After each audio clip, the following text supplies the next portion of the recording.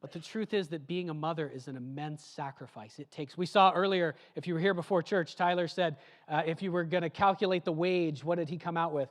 The fair wage for all the work that a mother does was what, $182,000 a year?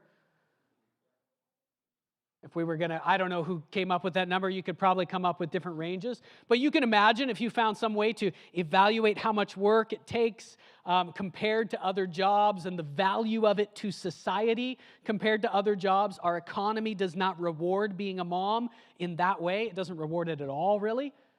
But if you were to reward it the way that it should be rewarded, it would be some immense number, wouldn't it? Wouldn't it? And so this is something that we've got to grapple with as a society, but as the church, we've got to hold that calling in high esteem. We've got to hold it in high esteem.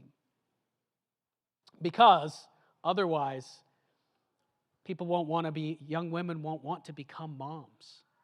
Because being a mom involves sacrifice.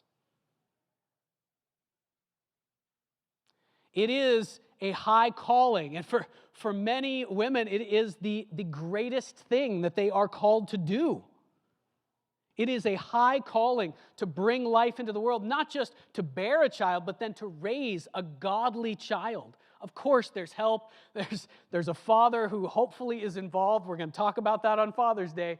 There's a church that's involved. There's a society, but so much rests on the mother. And it is a sacrifice in a number of different ways. It's a sacrifice at the beginning.